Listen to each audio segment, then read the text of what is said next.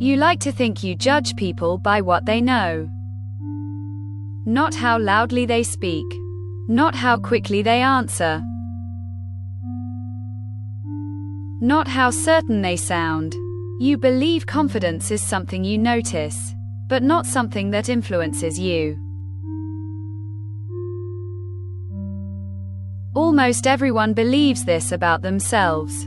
And almost everyone is wrong. Imagine you're sitting in a meeting. Two people offer completely opposite solutions to the same problem. The first hesitates. I think, maybe this could work. I'm not entirely sure. The second doesn't pause for a second. This is the right decision. Trust me. Who feels more convincing? Most people would like to believe they'd compare the evidence first. But your brain has already started making up its mind, long before the facts arrive. Psychologists set out to test a surprisingly simple question.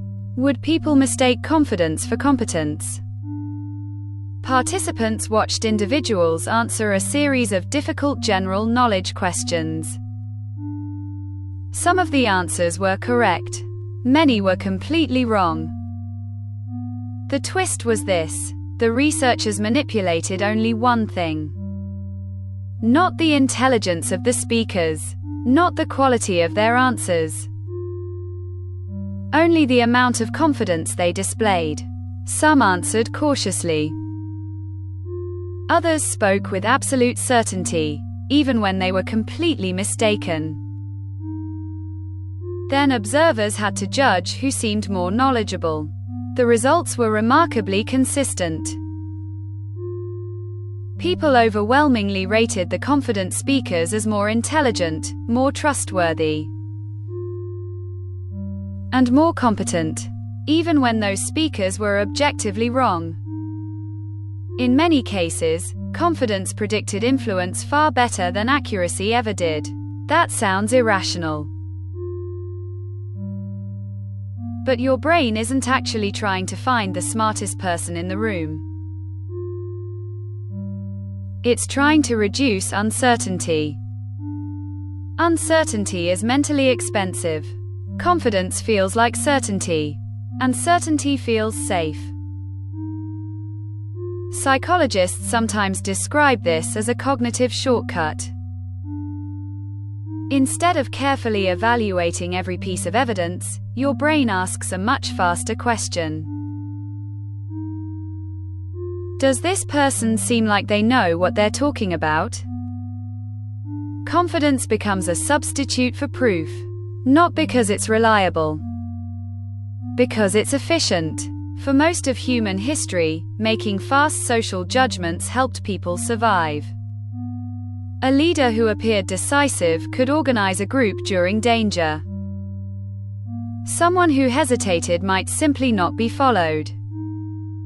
The problem is that evolution optimized us for speed, not necessarily for truth. Here's where it becomes unsettling.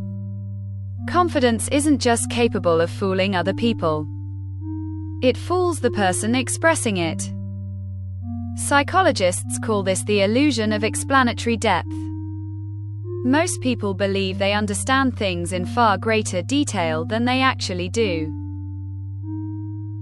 Ask someone whether they understand how a zipper works, or how a toilet flushes, or why inflation rises. Many will confidently say yes. Then ask them to explain it step by step. Suddenly, the confidence disappears. Their certainty wasn't built on understanding. It was built on familiarity. The feeling of knowing quietly replaced actual knowledge. Now combine those two illusions. One person overestimates what they know. Another mistakes that confidence for expertise. Neither person realizes what's happening. And suddenly an entire room starts following someone who simply sounds certain. History is filled with moments like this. Companies invested millions because one executive sounded absolutely convinced. Investors poured money into impossible ideas because founders projected unwavering certainty. Communities believed false rumors because the person repeating them never seemed to doubt themselves. Confidence spread faster than evidence ever could. You can see smaller versions of this almost every day. The co-worker whose presentations sound polished, even when the numbers don't add up. The influencer speaking confidently about medicine after reading a single article. The friend who gives life advice without ever admitting uncertainty. Even online, posts written with absolute certainty are shared far more often than thoughtful, nuanced explanations. Our brains confuse clarity with correctness. Confidence with competence. Volume with truth.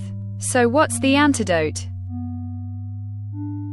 Interestingly, psychologists have found that genuine experts often sound less certain than beginners. Not because they know less,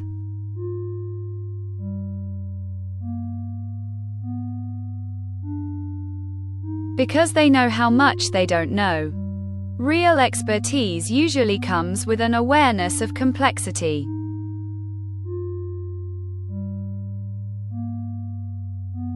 Instead of asking yourself, how confident does this person sound? Try asking a different question.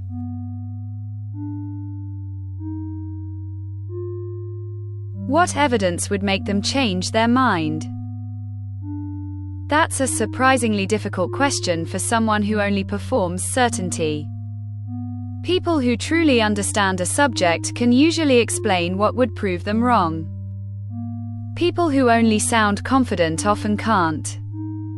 That single question shifts your attention away from the performance and back toward reality. You like to think you trust people because they're right. But most of the time, your brain trusts the people who simply sound certain. The next time someone speaks with absolute confidence, resist the feeling that certainty itself is evidence. Because confidence can inspire. It can lead. It can persuade. But confidence and truth have never been the same thing. And knowing the difference may be one of the most valuable judgments you'll ever make.